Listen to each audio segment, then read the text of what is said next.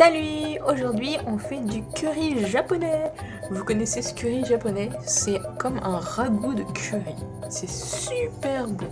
Avec un bon petit goût de curry, de toute façon forcément tout est bon.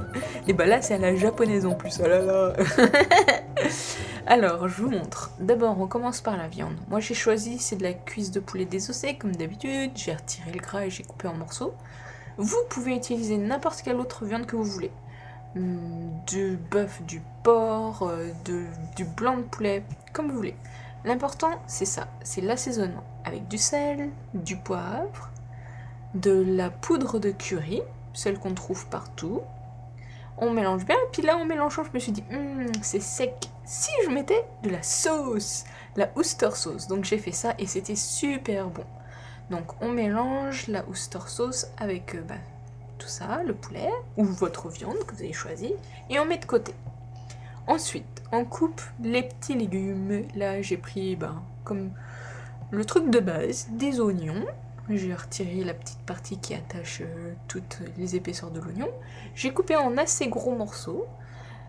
Vous pouvez couper en tout petit ou en encore plus gros, c'est comme vous voulez. Voilà, c'est libre à chacun. Et voilà, maintenant la carotte, pareil. Je l'ai coupé en assez gros morceaux. J'avoue que ça a mis du temps à cuire, mais c'était super bon. Donc vous pouvez couper en plus petit, en plus gros. Vous pouvez ne pas mettre de carottes et mettre un autre légume à la place. Enfin bref. Là, j'ai pré-cuit la viande dans une poêle avec de l'huile sur feu super fort en remuant constamment. C'était pour donner un petit côté grillé à l'extérieur du poulet. Et comme c'était sur feu fort, et l'intérieur est resté cru. Et c'est parfait parce que comme ça le garde tendre. C'est une excellente méthode que j'ai trouvée il y a pas longtemps.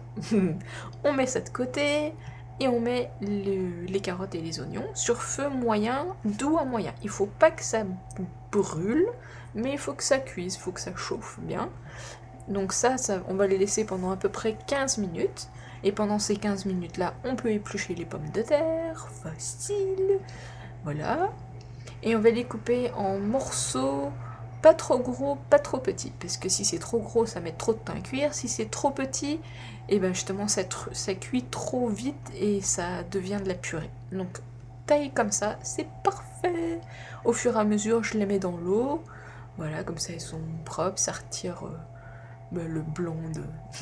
J'ai peur de dire une bêtise, mais alors je dis pas. Et on lave un petit peu et voilà.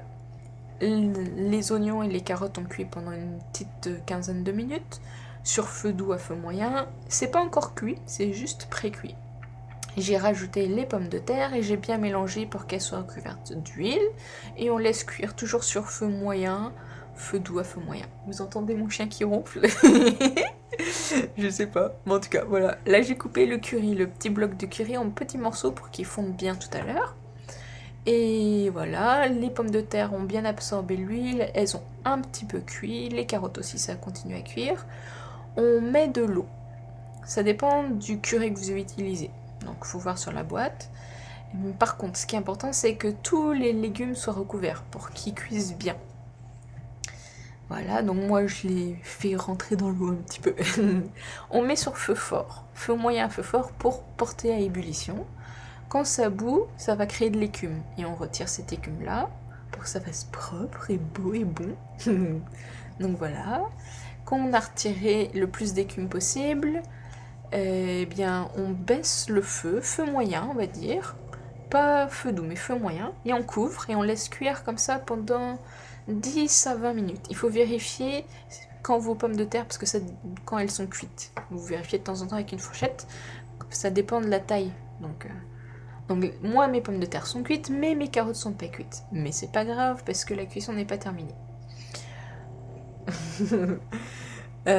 Donc là on baisse le feu et on rajoute le curry. Les petits morceaux, je les ai coupés en petits morceaux, le bloc.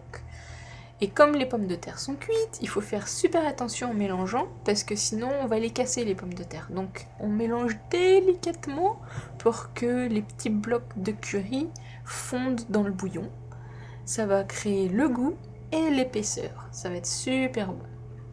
Et voilà. Donc tout ça sur feu doux Et une fois que vous avez bien mélangé, vous augmentez le feu pour reporter à ébullition.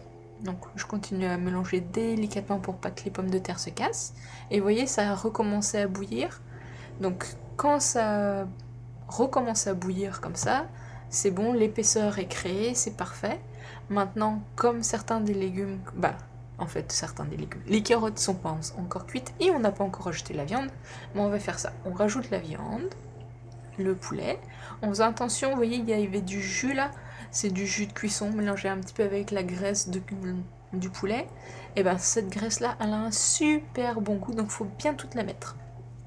On remélange délicatement. Faut pas mélanger comme un sauvage, hein, vous allez casser vos patates. Doucement, voilà, comme ça. Et là, on baisse le feu à feu super doux et on couvre. Puis on laisse cuire un autre quart d'heure à peu près, vérifier, jusqu'à ce que les carottes soient cuites aussi, sans remuer. Et c'est pour ça qu'il faut que ce soit super doux. Et ça vous donne ça, c'est pas beau, c'est merveilleux. En tout cas, je sais pas si c'est beau, mais en tout cas c'était bon. Vous pouvez assaisonner avec un petit peu plus de sauce, de la Worcester sauce, ou sel, juste comme ça aussi, c'est super bon grâce au bloc de curry. Toutes les informations sont comme d'habitude sur le site a-vo-baguette.com. Voilà, bon appétit!